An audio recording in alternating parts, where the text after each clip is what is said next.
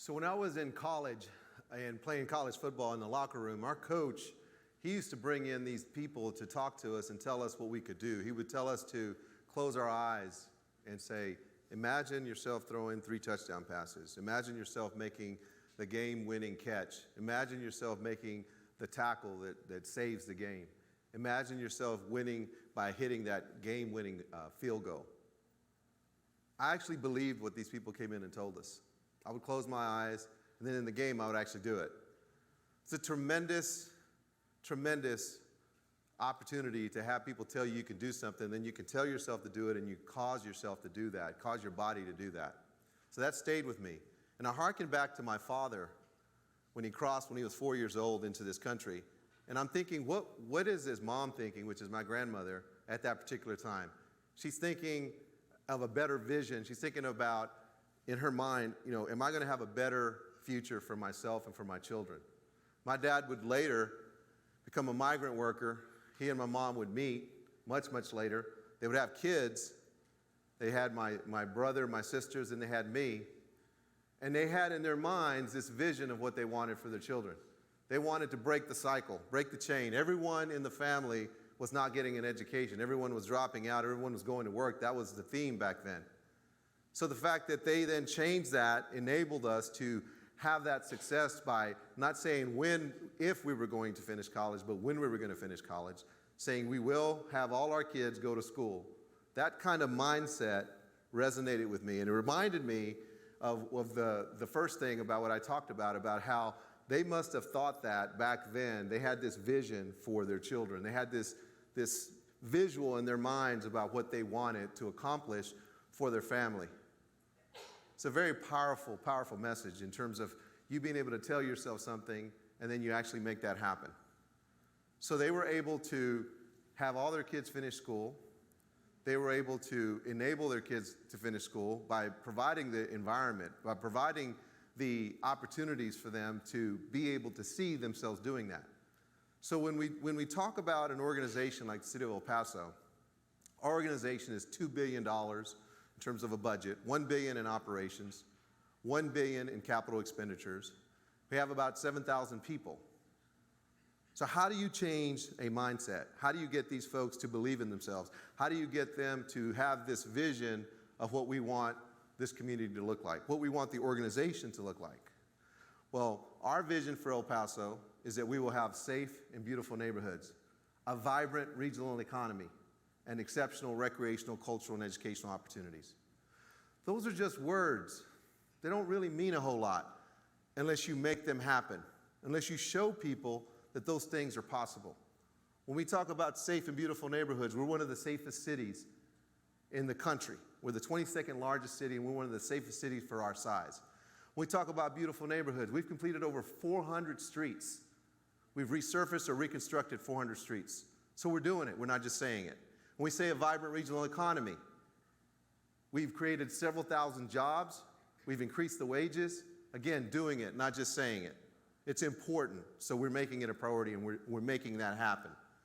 When we say exceptional recreational, cultural, and educational opportunities, those things mean something. We've made improvements to our park system. We've made improvements to our recreational centers. They're multi-generational now. They serve all 3 areas of our population. We've even made improvements to our libraries. We have water parks. We have spray parks. We didn't have that before. And at the end of that vision statement, it says, and to do it with a high-powered organization or with a high-powered government. We've won the Texas Award for Performance Excellence for 2 years in a row, the largest city to ever do that. The recognition is not important. It's what the recognition means. We focus on strategic planning. We focus on the leadership of our organization, growing leaders, not just saying we want you to lead, but teaching you how to lead. We talk about how it's important for us to focus on the workforce, the customer, the organization, how it's important to look at surveys, use that data through knowledge management, and then make adjustments, and then results. And we put that all together. So it's that kind of business operating system. It's the Lean Six Sigma methodology that we then arm our people with those kinds of intellectual resources. No different than my mom and dad who told us, you're going to go to your room and you're going to study. Provided that environment, that expectation to make that happen. we provide that expectation, that environment to make that happen in our organization. It's important to do that because that vision statement, whether it was that person who was telling us, you visualize what you can do in the game, whether it was my grandmother who crossed and brought my father, who was 4 at the time, let's have a better life. Let's visualize what we could become. Whether it was my parents who said, we're going to get everybody through college. Nobody had ever done that before. If you visualize something, you can cause your body to do these wonderful, amazing things, not only for yourself, but in this case, for our organization, and then in the end, for the community. So what we were able to do is connect with our workforce. That was the focal point of how we look at transforming an organization the size of 7,000 people in a $2 billion budget. So I'm going to tell you a story about a young man who was a budget analyst when I first started working at the city of El Paso. He went from that budget analyst to become a chief financial officer.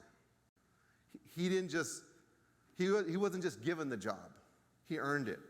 He helped with all the financial challenges we had as an organization through his deeds, by him not just saying it, but doing it. And then he promoted, and today he's one of the best chief financial officers in the state. We've saved over $200 million over the last several years. He's helped do that.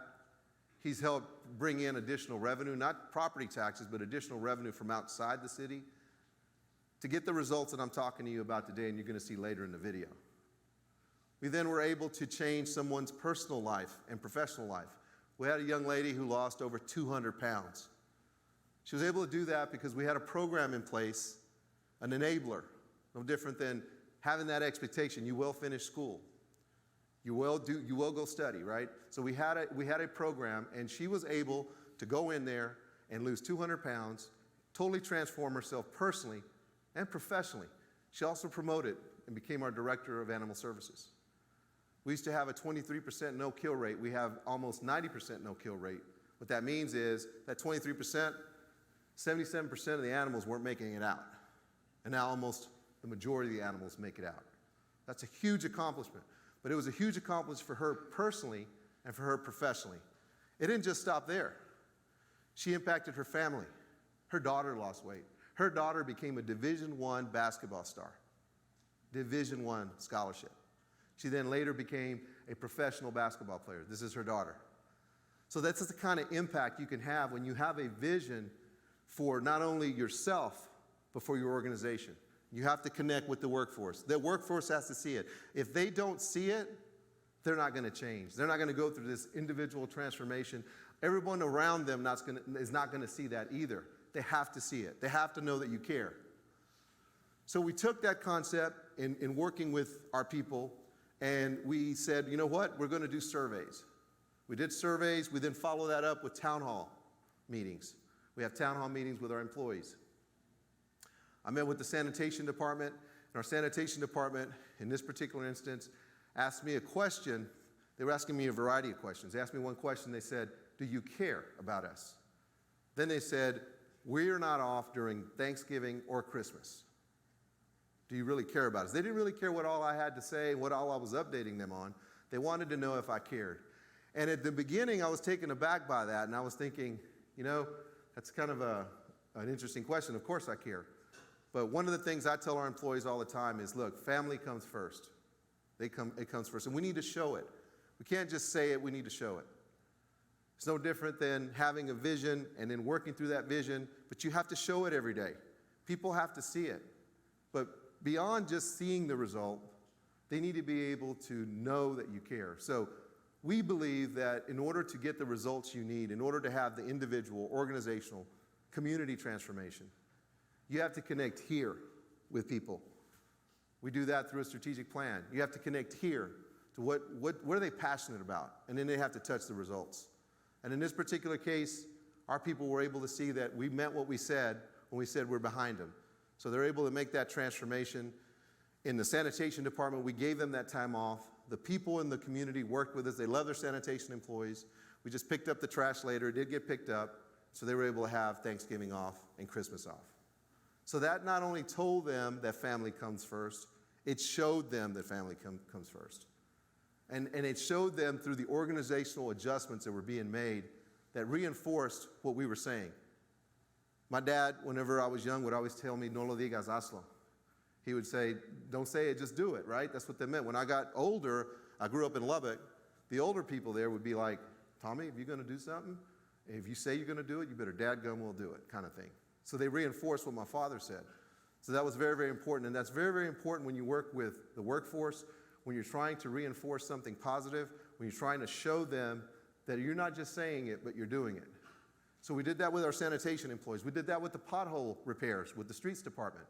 We gave them additional resources like new pothole repair trucks, but we also gave them the intellectual resources like Lean Six Sigma, like the Baldrige operating system. And we were able to show them how to get better. Before we gave them that intellectual resource, they were able to go from 12 to 15,000 potholes a year. It went to 76,000 potholes a year. So those are the incredible changes that are made when you give people the physical and the intellectual resources to make a difference and you show them how to do it. When you look at our police department, I told you we were one of the safest cities, right? And we're not just saying it, but we're doing it. Well, our vehicles needed replacement. Some were 10, 12, 15 years old, and so they weren't very reliable. So how can you reliably respond and have your response times be what they need to be? They're not traveling in reliable vehicles. We replaced over 300.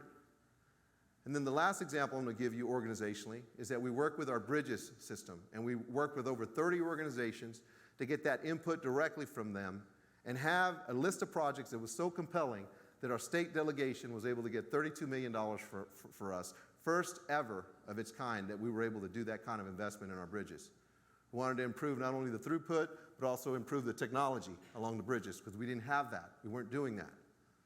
So that was extremely important in terms of what we needed to do as an organization. So then as a community, what were we doing there to show people that we were different, that we were listening? Well, we have resident surveys. Quality of life is a huge priority.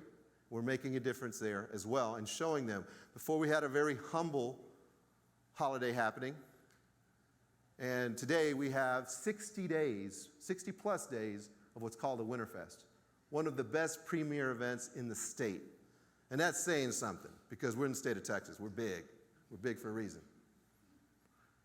And so we are very good at doing that now. The other example I will give you is that we have been able to give an amenity that wasn't here before, where we would have swimming pools and now we have water parks. Our families, of which are very important because we have a very young population, don't have to travel 8 hours anymore to go enjoy water parks that are state-of-the-art. They can do it in our own backyard. Saves them money, time, and they're very proud of their community. That's something they're very proud of. Now, I talked to you about what we did with the different organizations in order to get information about the bridges. That led to some of the work we did in 2018 with the Communities of Excellence Initiative. We worked with several organizations, a lot of them in education, higher education, chambers of commerce, UMC Hospital, private hospitals. We wanted to get better. We wanted to share this mindset. We thought if they get better, we get better, we get better, they get better. So we learned together, we grew together. We worked on LSS projects, Lean Six Sigma projects. We worked on the Baldrige journey. A lot of these organizations were on that journey to be able to get better so that we could work together. We had a shared vision. We had a shared mission and values. So we did a lot of that work together that played along the lines of what we did with all those agencies that we work with along the bridges. All that work we didn't know was going to pay off the way it did. We had a demonstration project because we didn't just want to say it, right? We wanted to show them that this really meant something to us, and we wanted to show them a demonstration project. So we worked with all the school districts, and we were able to put a program together that educated almost 500 kids on the city's budget. We wanted to do it to get that in front of the council, have these young people present that to the city council, but it checked a lot of boxes as well. It checked a lot of boxes along the lines of this brain drain that we talk about. It gave our students the ability to see that they could be a doctor, a lawyer, an engineer, and work for the city. Or they could get an MBA and run the city. So we gave them that snapshot of what they could be if they applied themselves.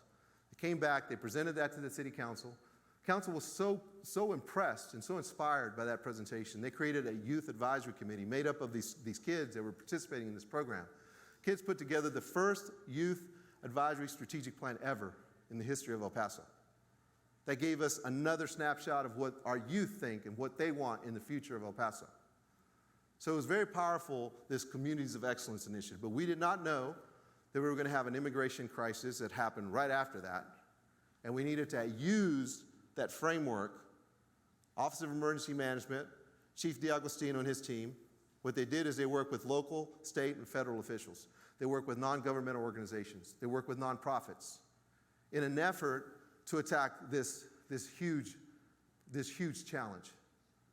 So they did such a good job. You don't see the same kind of stories you see on other border cities. And other cities, the federal government is moving those people that are asylum seekers over to El Paso, and we're helping them get processed and moving them out. Other cities are coming to see, how did we do it here? Why aren't we having those problems? It's because we work as a community. We have that mindset of we have a vision of what we want to be. We make that vision happen by the day-to-day activities that we do. We then prove that up by having an example, and then we show them that we care, whoever it is we're working with, whether it's the individual, whether it's the organization, or whether it's the community, and show them that we mean business. And then we want to show that we're very caring and supportive of the effort that we're talking about. That then led to the hate crime that we are all still struggling with. That happened in 2019. That hate crime that occurred happened, and we all dealt with it together as a team. When other communities were throwing water on our police officers, our community was bringing water to our police officers. It really gave us an opportunity to show our true character as a community, and we certainly did. Right after that event, we had a school district in North Texas where the shooter came from, that came and took 23 of our lives, wanting to cancel a football game with one of our schools on the east side because they were in a playoff game. I remember 2 council members calling me and saying they can't do this to our kids. I was overwhelmed with emotion, but also I had peace. I thought we need to work together with the same mindset in our own backyard, this Communities of Excellence, and let's reach out to that other city. Let's reach out to that other school district. Let's reach out maybe to the Dallas Cowboys and see if they will host the event at the Star in Frisco. So instead of having this really bad memory for our children, for our youth, that's going to add on to something that's really horrible for our community, let's give them a life lesson here. Let's give them a life experience that they'll never forget, and their parents, and the community. That event took place. That was a huge example of our resiliency in terms of how we respond to these kinds of events. Then finally, we're all working towards this idea of what we call the pandemic. That's a huge challenge for all of us, for every community. We at one time were the most infected city in the world, per capita. We were in the New York Times front page. Not a good reason to be in the New York Times front page. We attacked that issue with cross-functional teams. Instead of having just one department or 2 departments attack that problem, we had about 10 to 12 people, 10 to 12 senior executives attack that problem. And from that grew a Communities of Excellence in the community where we had all these agencies where we had a cross-functional team. We went from the most infected to the #1 in the state in putting shots in arms, and #1 in the nation in terms of shots in arms, one of the leading cities. Those statistics are important because that's a good result. But what sticks with me is how we cared for our community. The fact that we turned hours to minutes on the testing, that we turned hours to minutes on the vaccine, and the fact that we worked hard for our community to not just say we're doing this for you, but show that we're the best in the state, best in the nation, and we still know our community wants more. I think that's very, very important in anything that you do, whether it's an individual, organizational, or community transformation, that you show that you care. So if you hear anything from this talk, it's that people don't really care how much you know till they know how much you care. Now with that, I'm going to turn it over to a video that's going to do a much better job of articulating all these results. Thank you. A remarkable transformation dedicated to our workforce and residents. 2015 saw creation of a novel, strategic blueprint for transformative successes. It required visionary leadership, a relentless spirit, and a supportive workforce environment at all levels. Our senior leaders empowered us to succeed, following our unofficial motto, "No lo digas, hazlo." Don't say it, do it.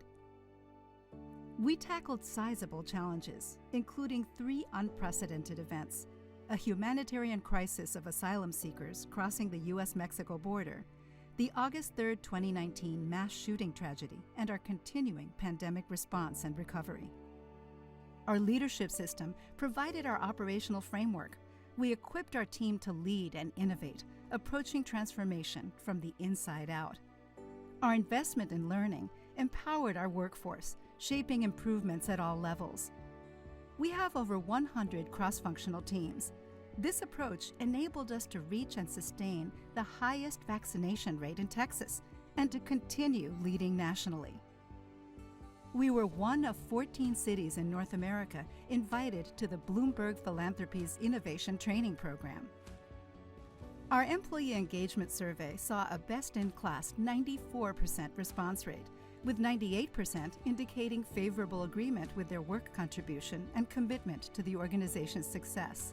We were also recognized as a top performer in the Equipped to Innovate National Survey.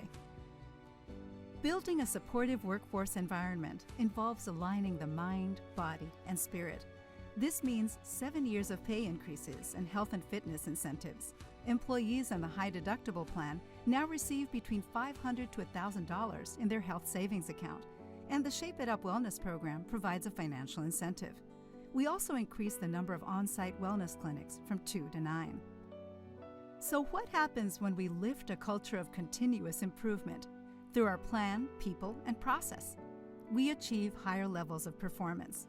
We evolve how we respond to our workforce, our organization, and our community through results. We eliminated 2014's $7.8 million general fund operating deficit and increased financial reserves by over $73 million. We achieved 7 consecutive years of a general fund surplus and achieved 0 audit findings for 6 consecutive years. We've realized over $227 million in key savings and efficiencies and secured over $286 million in new revenue. We've dedicated over $70 million to public safety investments to address declining staffing and provide a regular schedule for vehicle and equipment replacement, and $41.5 million in street maintenance and traffic safety-supported pothole repair production, going from 15,000 to up to 76,000 sites, our top resident priorities. Overall project production increased by 368%, with over 400 delivered.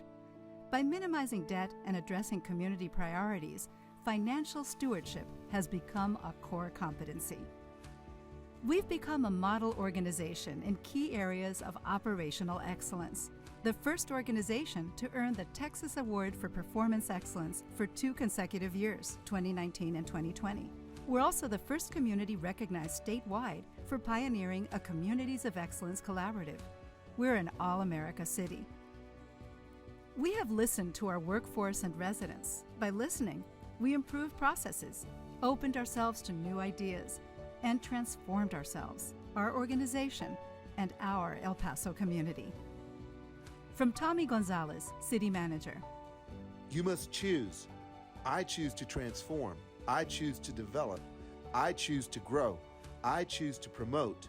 I choose to learn. I choose to evolve. I choose. Organization is your stand-up, standing for you, by learning from you, by then making improvements, by you seeing those improvements and opening your mind and heart to change and do the things we have done for our community.